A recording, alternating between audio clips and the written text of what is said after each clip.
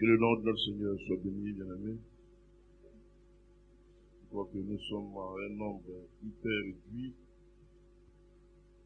Nous avons reçu de notre Père cette grâce de nous retrouver ici.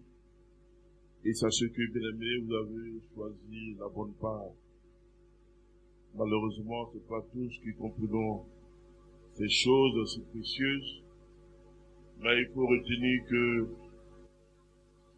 il va arriver un moment où on n'aura même pas un mardi, quoi que ce soit, à qui que ce soit, mais les gens d'eux-mêmes se dépêcheront à venir dans la maison de Dieu pour l'adorer. C'est triste de constater par moments ce genre de situation, mais nous demeurons toujours dans la prière pour que les bien-aimés puissent prendre très au sérieux leur présence ici dans la maison de notre Père pour leur édification. Que le nom de notre Éternel soit béni. Alors, ce soir, nous allons voir un tout petit sujet. Vous savez que j'aime bien les petits sujets. Le Seigneur a mis donc sur mon cœur de prendre le livre de Galates, le chapitre 4, que nous allons lire maintenant. Galates chapitre 4, le verset 16. Suis-je devenu votre ennemi en vous disant la vérité? Amen. Que Dieu bénisse sa parole. Autrefois, ne connaissant pas Dieu, le verset 8, vous serviez des dieux qui ne le sont pas de leur nature.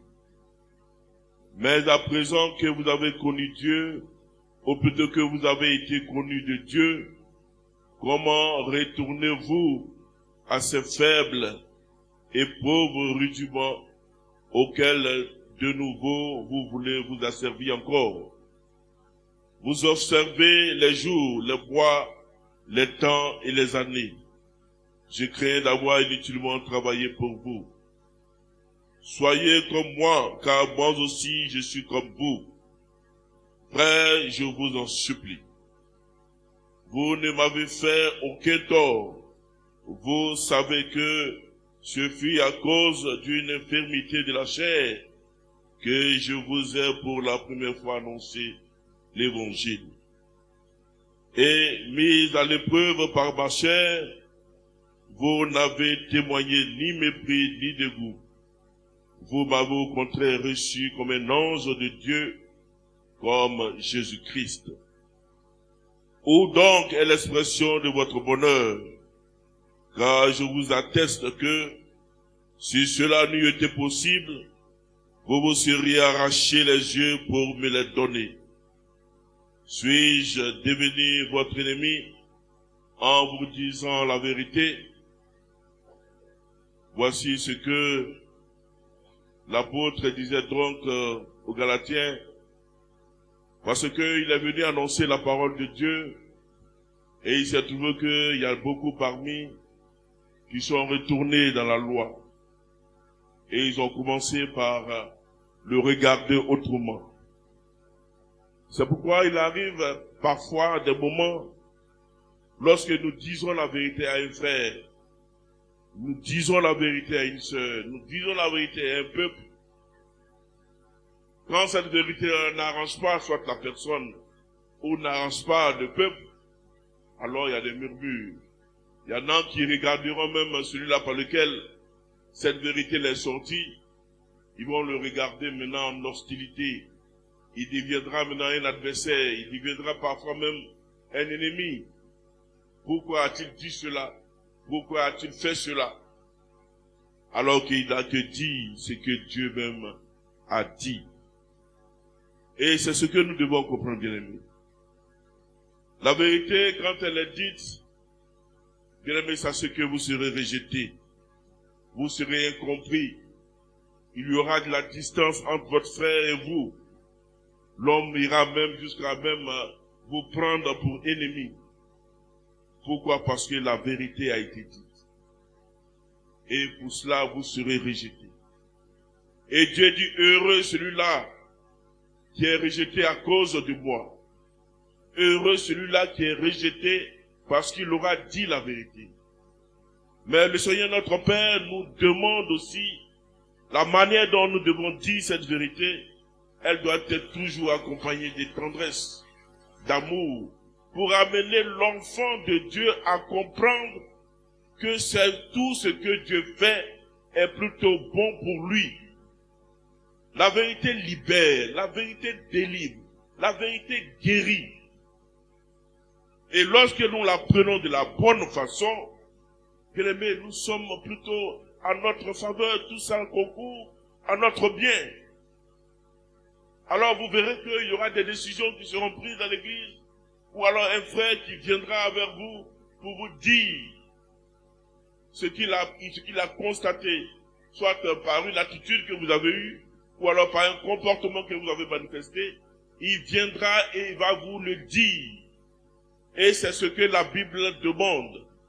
Et non pas regarder un frère dans une situation quelconque et aller vers un autre pour lui rapporter « J'ai vu tel frère en train de faire ça, en train de faire ça ».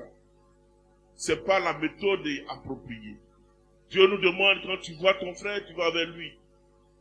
Maintenant, la manière, notre approche, si tu sais que ce frère-là ou alors cette sœur, quand tu vas lui dire la vérité biblique, elle a tendance à se rétracter. Elle a tendance à rejeter. Donc, à toi maintenant, si tu as véritablement l'amour de Dieu, l'amour de ce dernier ou alors de cette dernière, il faut que tu pries le Seigneur pour qu'il te donne une autre méthode d'approche. Qu'il te dise, voici ma soeur, voici mon frère, j'aimerais bien aller lui dire ce que toi-même tu as dit dans ta parole pour que ces derniers ou ces dernières soient délivrés. Mais j'ai constaté qu'à chaque fois, lorsque je vais vers lui ou alors vers elle, elle a tendance à se rétracter, elle a tendance à me rejeter. Donne-moi donc la meilleure méthode, la bonne approche pour que je puisse gagner ma soeur, gagner mon frère. Et c'est ça. Lorsque nous allons prier ainsi, l'Éternel notre Père va écouter notre prière et nous aurons donc la bonne manière de nous approcher de notre frère qui était avant réticent. Tout ce qu'on lui dit, il rejette. Tout ce qu'il entend, il rejette. Pourquoi rejette-t-il ces choses? Est-ce que c'est parce qu'on n'a pas eu la bonne méthode? Est-ce que c'est parce qu'on n'a pas eu la bonne approche? Si toutefois la bonne approche a été menée, et que malgré tout cela, la personne n'a pas encore compris, bien-aimé, met cela en prière de jour bien, où elle comprendra.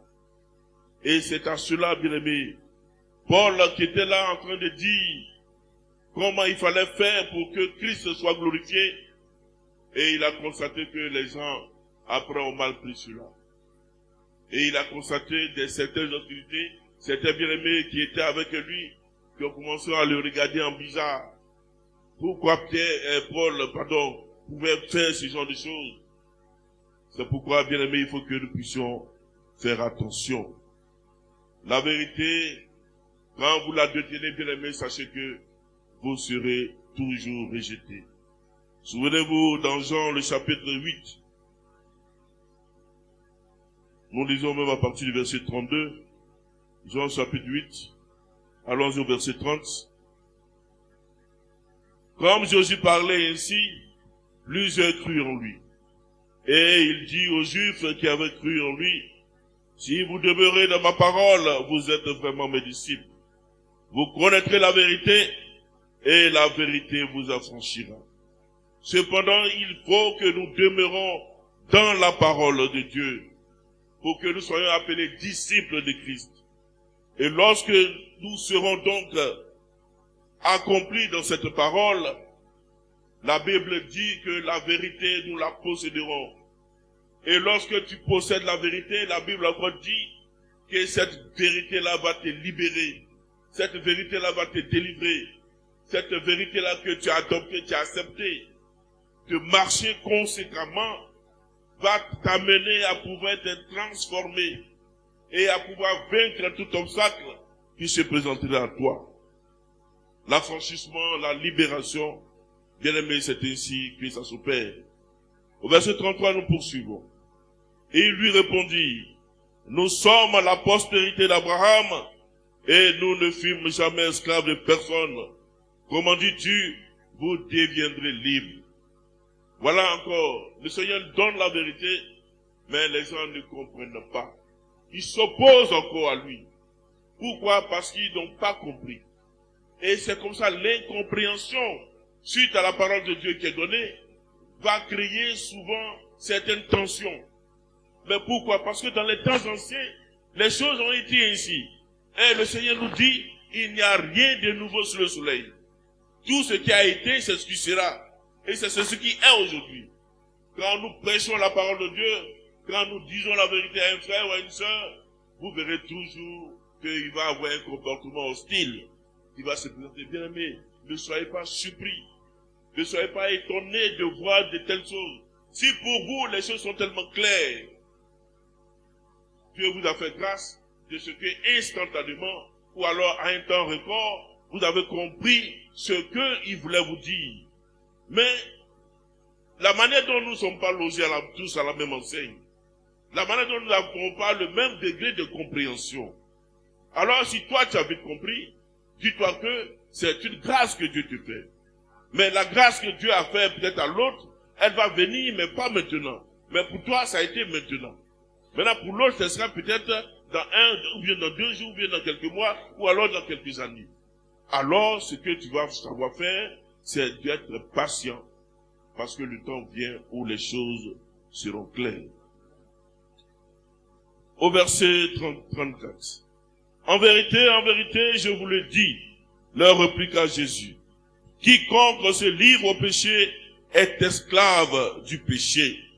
Or, l'esclave ne demeure pas toujours dans la maison, le Fils y demeure toujours.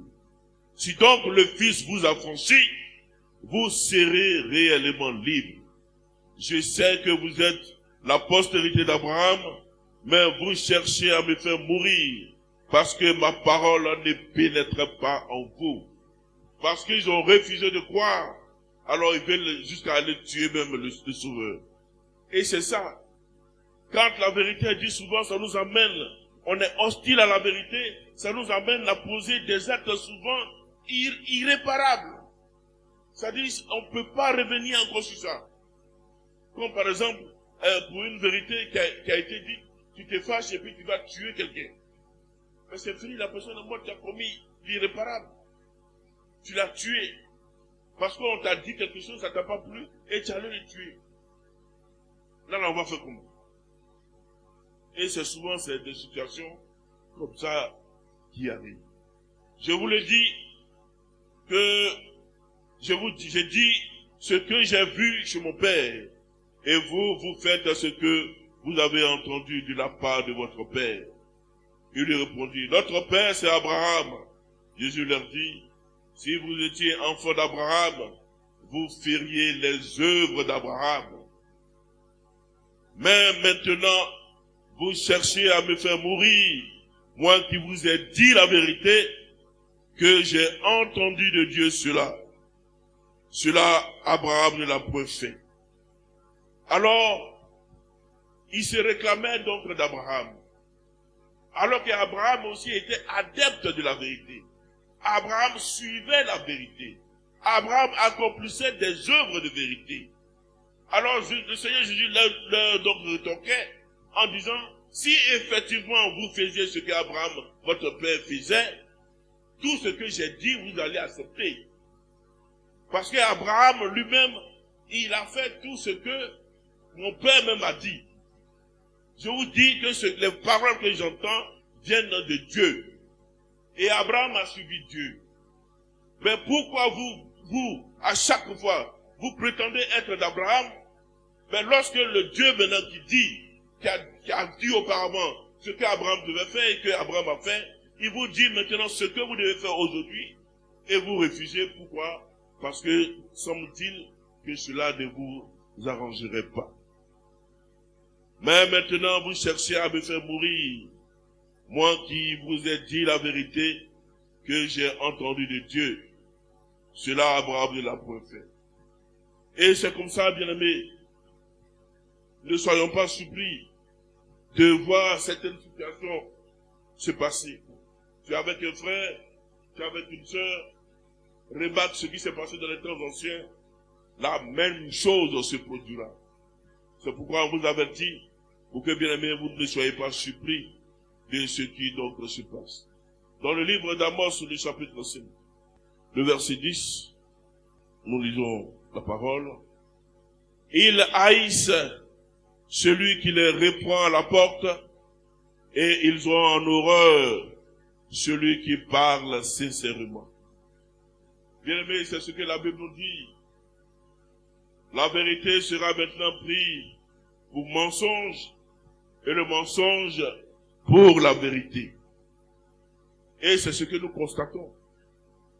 Vous voyez, dans les médias occidentaux, j'ai remarqué une chose.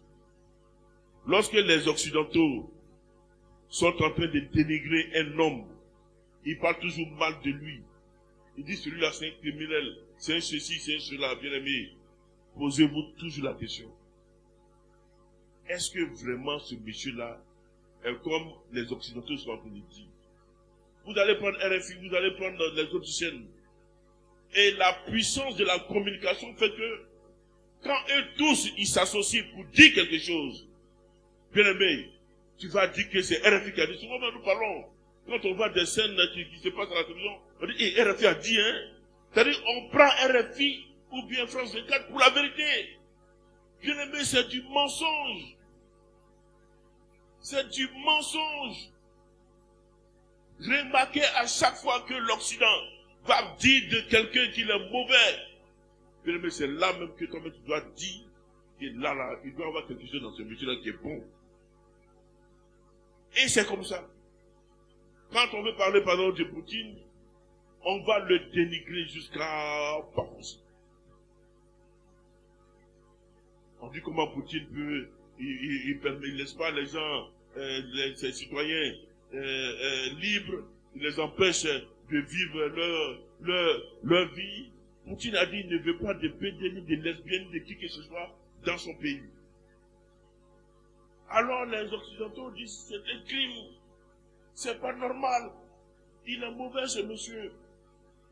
Quelqu'un qui dit que pédéia, lesbéia et toutes sortes de choses abominables, c'est mauvais et vous dites qu'il est mauvais parce qu'il dit ça.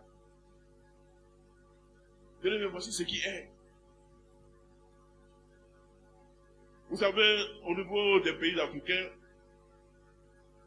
les Occidentaux ont demandé à ce qu'on puisse légiférer, c'est-à-dire que les députés puissent voter une loi pour que l'homosexualité soit démise dans certains pays africains.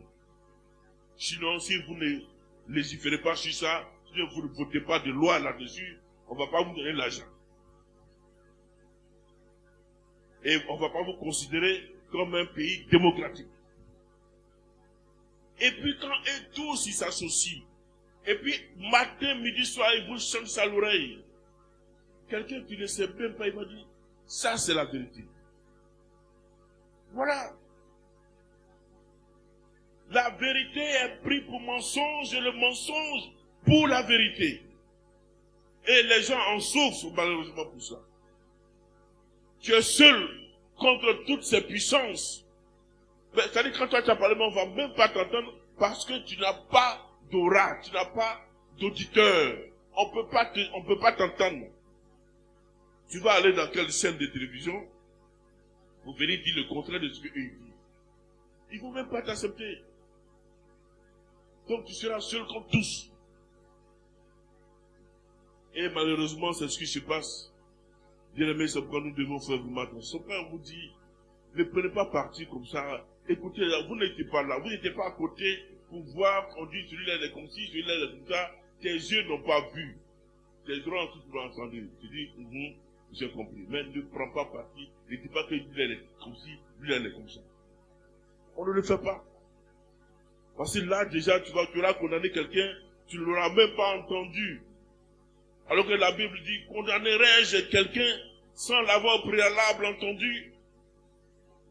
Quand tu veux apprécier une affaire, il faut écouter le plaignant et l'accusé. Et à partir de ces deux éléments, tu pourras apprécier. Mais le premier venu qui se plaint, en même temps tu lui donnes raison. il va donner une scène, décrire des faits, il va faire vraiment un cocktail de film, avec des semblants de preuves. Mais tu as dit, mais il est mauvais. Mais la personne va te raconter même ses faits, elle va commencer à pleurer. Et puis toi, tu as venir la consoler. Alors que tout ça, c'est du vent. Et tu vas dire que non, tu ne peux pas croire qu'elle puisse faire exprès de pleurer comme ça à chaudes larmes.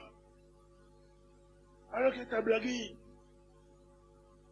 Quand l'autre va venir, avec des témoins, tu vas attraper ta tête. C'est pourquoi il faut faire toujours attention. Toujours attention, bien-aimé. Il ne faudrait pas qu'on pêche inutilement et bêtement. Quand quelqu'un vient dire, j'ai compris, il faut te calmer. Quand la personne va venir, je vais l'entendre et puis on va apprécier.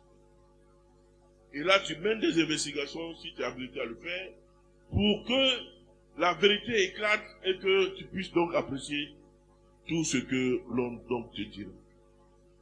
Bien-aimé, il nous faut faire attention. Il nous faut véritablement faire attention.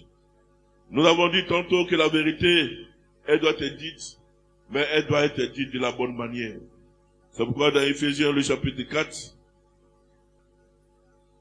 on va lire à partir du verset 15. Nous allons remonter un peu. Et il a donné les uns, verset 11, il a donné les uns comme apôtres, les autres comme prophètes, les autres comme évangélistes, les autres comme pasteurs et docteurs, pour le perfectionnement des saints, en vue de l'œuvre du ministère et de l'édification du corps de Christ, jusqu'à ce que nous soyons tous parvenus à l'unité de la foi et de la connaissance du Fils de Dieu, à l'état d'homme fait, à la mesure de la stature parfaite de Christ, afin que nous ne soyons plus des enfants flottants et emportés à tout vent de doctrine, par la tromperie des hommes, par leur ruse dans les moyens de séduction. Mais que, professant la vérité dans l'amour, nous croissions à tous égards en celui qui est le chef, Christ. C'est de lui et grâce à tous les liens de son assistance que tout le corps bien coordonné et formant un solide assemblage tire son accroissement selon la force qui convient à chacun de ses parties et s'édifie lui-même dans l'amour. Voici ce que le Seigneur fait. Alors, nous disons donc la vérité dans l'amour, ce qui va nous permettre de grandir spirituellement. Ça va nous aider à pouvoir nous approcher davantage de Dieu. Celui-là qui a la culture de pouvoir dire la vérité de la bonne manière à son frère, à sa sœur, c'est déjà beaucoup de points. Beaucoup donc d'avantages qu'il accumule pour pouvoir marcher avec le Seigneur. C'est pourquoi, bien-aimés, faisons toujours attention. Parce que la Bible dit, il est préférable pour l'homme d'aimer la correction de quelqu'un qui est fidèle, plutôt que d'aimer de celui-là même qui vient par des flatteries, qui vient, qui vous flatte, je dis non, jamais il va vous dire quelque chose qui va aller contre vous. Toujours il va dire vous êtes bien. Il a habillé, son habit est sale, tu as dit habillé propre. Il a porté ceci pied gauche, dans pied droit dans pied gauche. Il va dire vraiment, il a une jolie chaussure, que vraiment son décalage est bien. Tout ça, rien que pour attirer les faveurs de l'homme, mais ça, celui qui te dit ça. Un frère ou une soeur qui s'approche de toi, tu fais mal et puis il n'a pas le courage de te dire. Mais tu n'es pas ton frère, c'est que tu n'as jamais aimé ton frère. La vérité, c'est ça. Parce que quand tu dis que tu aimes ton frère, quand ton frère fait mal, parce que tu veux que ton frère soit sauvé, c'est comme notre enfant. Tu vois ton enfant en train de faire de mauvaises choses, eh bien, mais tu vas le laisser comme ça. Tu vas lui dire, non, on ne fait pas ça. Non, il faut que tu arrêtes de faire ça. Pourquoi? Parce que c'est ton enfant, ce que tu veux le bien pour lui. Ta femme ou bien ton mari ou bien ton frère ou bien ta soeur de même sang fait quelque chose qui n'est pas bien, tout de suite tu auras le courage de pouvoir lui dire. Parce que là tu dis que c'est mon frère, c'est mon enfant, c'est ma femme, c'est mon mari. Il faut que je lui dise pour qu'il change. Mais tout ça c'est par amour que tu le fais. pour que la personne qui a connu de toi, avec qui tu as un lien sanguin, ou alors un lien quelconque, puisse changer pour que son demain soit meilleur. À plus forte raison. Les frères bien-aimés, les sœurs bien-aimées avec qui nous allons passer l'éternité. Bien-aimés, l'amour que nous avons, cet amour de chair que nous avons pour notre proche, ne peut être comparé avec l'amour de Christ.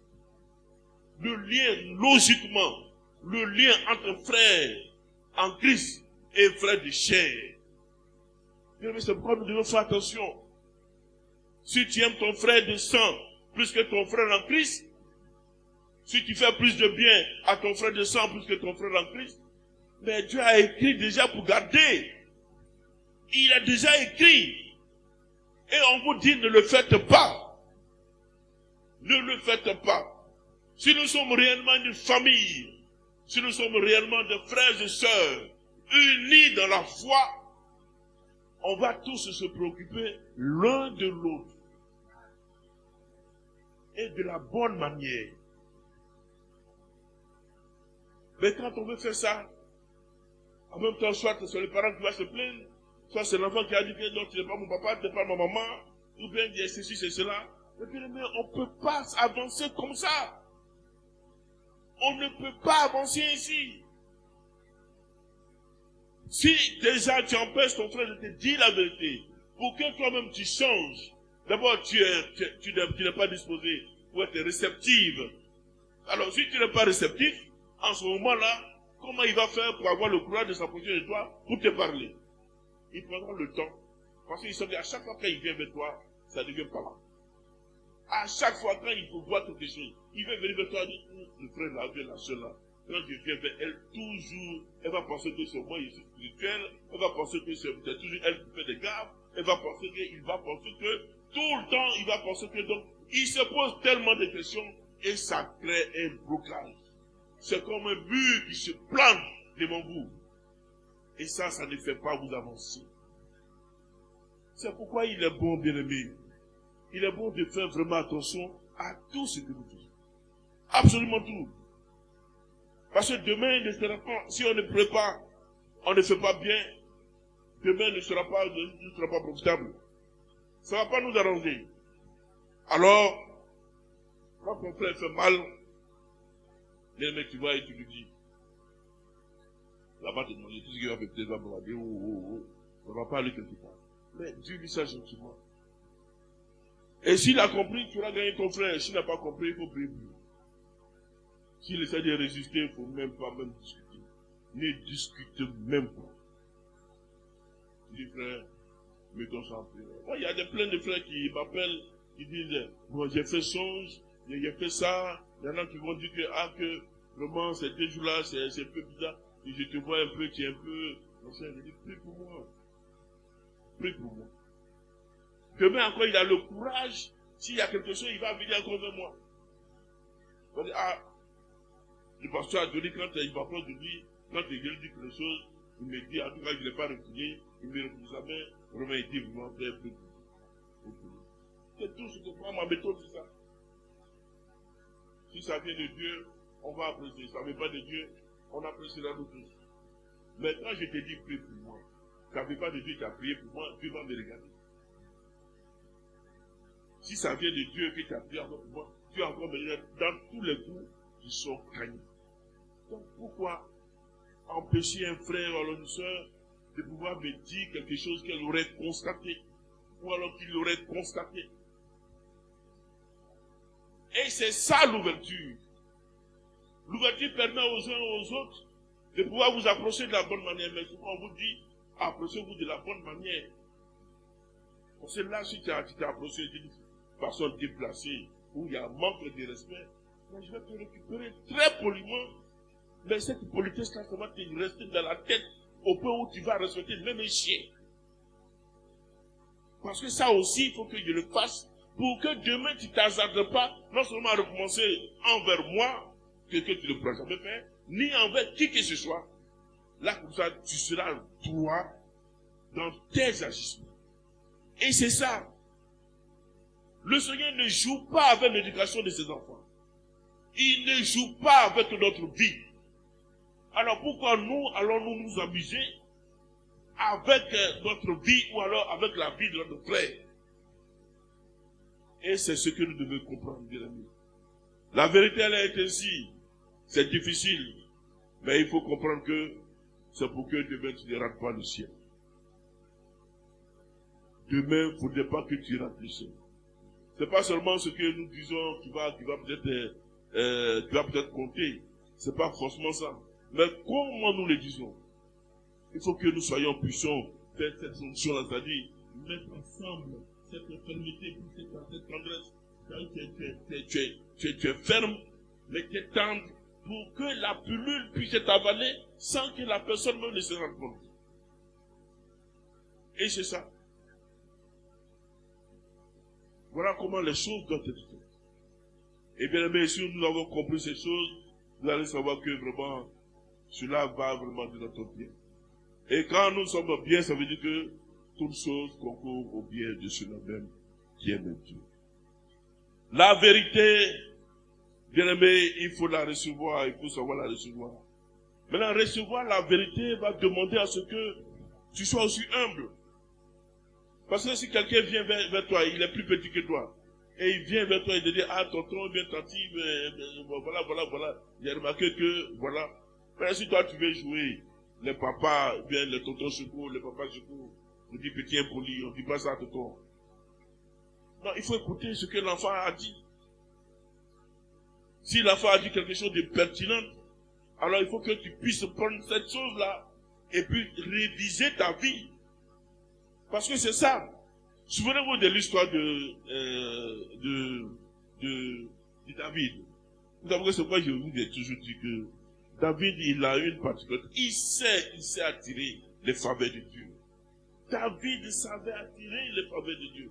Comment il va se comporter, puis Dieu sera content de lui. Mais comment le Seigneur ne dira-t-il pas que c'est un enfant selon mon cœur?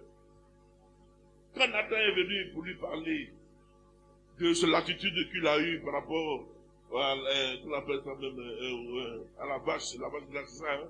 La vache grasse, il a pris de force. Il y a d'abord ça, mais c'est aussi même pour... Attends, on va lire ça. Pour pas que je dise n'importe quoi, c'est dans 2 Samuel au chapitre 12.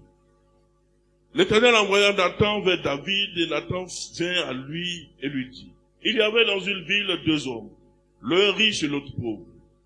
Le riche avait des brebis et des bœufs en très grand nombre. Le pauvre n'avait rien du tout qu'une petite brebis qu'il avait achetée, il la nourrissait, et elle grandissait chez lui avec ses enfants. Elle mangeait de son pain, buvait dans sa coupe, dormait même sur son sein, et il la gardait comme sa fille. Un voyageur arriva chez l'homme riche, et le riche n'a pas voulu toucher à ses brebis ou à ses bœufs, pour préparer un repas au voyageur qui était venu chez lui. Il a pris la brebis du pauvre, et l'a apprêtée pour l'homme qui était venu chez lui. La colère de David s'enflamma violemment contre cet homme, et il dit à Nathan, l'Éternel est vivant. L'homme qui a fait cela mérite la mort. Et il rendra 4 brebis pour avoir commis cette action et pour avoir été sans pitié. Et Nathan dit à David, tu es cet homme-là. Ainsi parle l'Éternel, le Dieu d'Israël. Je t'ai oint pour roi sur Israël, et je t'ai délivré de la main de Saül. Je t'ai mis en possession de la maison de ton maître. J'ai placé dans ton sein les femmes de ton maître, et je t'ai donné la maison d'Israël et de Juda. Et si cela lui était peu, j'y aurais encore ajouté. Pourquoi donc as-tu méprisé la parole de l'Éternel en faisant ce qui est mal à ses yeux? Tu as frappé de l'épée Uri, le Héthien. Tu as pris sa femme pour en faire ta femme, et lui tu l'as tué par l'épée des fils d'Ammon. Maintenant l'épée ne s'éloignera jamais de ta maison, parce que tu m'as méprisé, et parce que tu as pris la femme d'Uri, le Héthien, pour en faire ta femme. Ainsi parle l'Éternel, voici, je vais faire sortir de ta maison le malheur contre toi, et je vais prendre sous tes yeux tes propres femmes pour les donner à un autre, qui couchera avec elle à la vue de ce soleil. Car tu as agi en secret, et moi je ferai cela en présence de tout Israël et à la face du soleil. David dit à Nathan, j'ai péché contre l'Éternel. Et Nathan dit à David, l'Éternel pardonne ton péché, tu ne mourras point. Mais parce que tu as fait blasphémer les ennemis de l'Éternel en commettant cette action, le fils qui t'est né mourra. Nathan a dit la vérité au roi de la meilleure de façon. Parce que c'était le roi, alors il fallait qu'il avale cette pilule. Alors il est passé par une image pour dire voici une histoire. Et tout de suite, David est tombé déjà dans le piège. Tombé dans cette histoire. Il ne pouvait pas donc faire marche arrière. Nathan a su approcher David.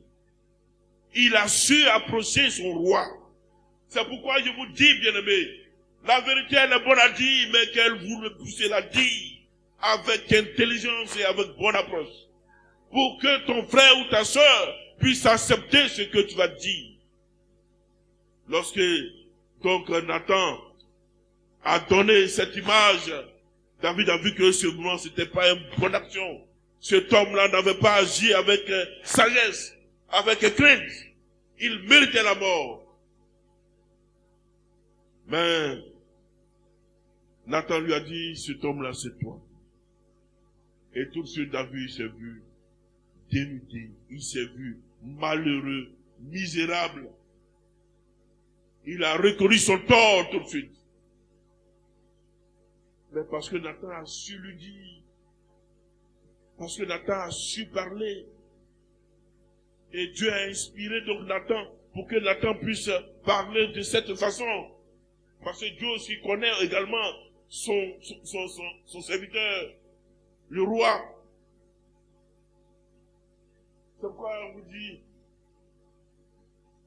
que recevoir la vérité, il faut que tu sois humble.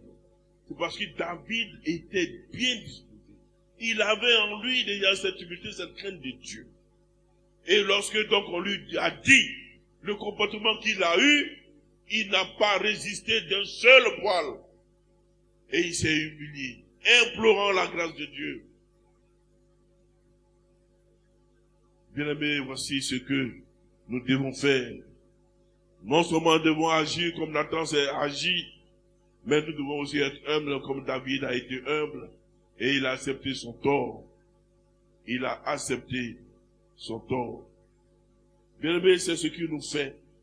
C'est ce que Dieu appelle donc les uns et les autres à pouvoir comprendre l'importance et la puissance de la vérité.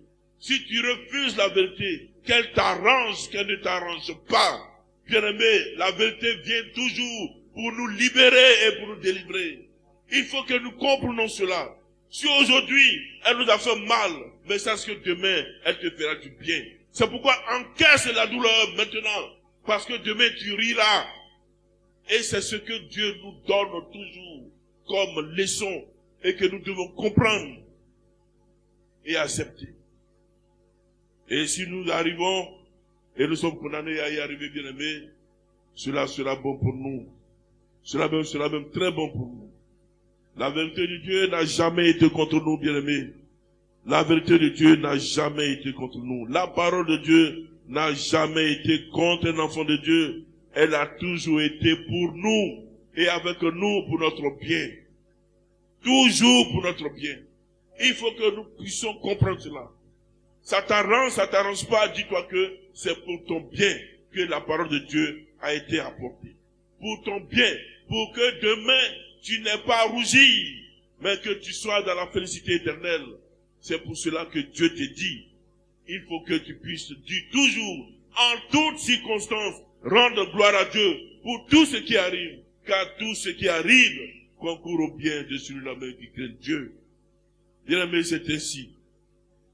Oui, la parole de Dieu n'est pas ennemie de qui que ce soit. Elle n'est pas ennemie de qui que ce soit. Nous devons comprendre cela. C'est pourquoi il nous faut avoir du courage pour proclamer cette vérité-là. Toujours la proclamer. Mais bien-aimé, je vous en supplie, avec beaucoup de sagesse et beaucoup d'intelligence. avoir également cette humilité pour pouvoir aussi recevoir la vérité, qu'elle soit douloureuse, qu'elle soit violente, mais accepte-la, parce que demain elle te fera assurément du bien.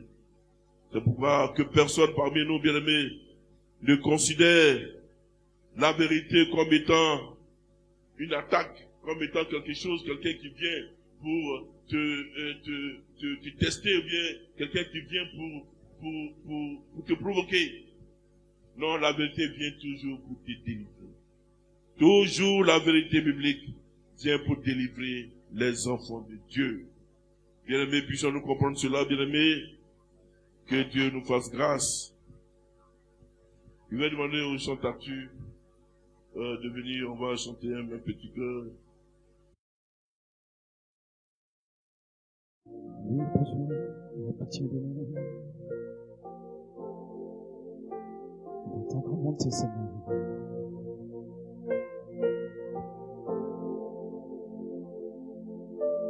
Seigneur, par miséricorde, Seigneur. Efface les péchés. Nous chantons. Oh Dieu, aie pitié de moi, dans ta grande bonté, selon ta miséricorde, efface mes péchés. Oh Dieu, aie pitié de moi, dans ta grande bonté, selon ta miséricorde, efface mes péchés. Oh, je reconnais, car je reconnais mes transgressions et mon péché, c'est devant toi. je reconnais, Car je reconnais mes transgressions et mes péchés sont devant toi. oui, j'ai péché, J'ai péché au roi de Sion, j'ai péché contre toi, j'ai fait ce qui est mal à tes yeux, pardonne-moi. oui, car je reconnais, Car je reconnais mes transgressions et mes péchés sont devant toi. oui, J'ai péché au roi de Sion, j'ai péché contre toi, j'ai fait ce qui est mal à tes yeux, pardonne-moi. Nous allons prononcer maintenant la bénédiction du Seigneur. Que l'Éternel te bénisse et te garde. Que l'Éternel fasse briller sa face sur toi et t'accorde sa grâce. Que l'Éternel lève sa face vers toi et te donne la paix.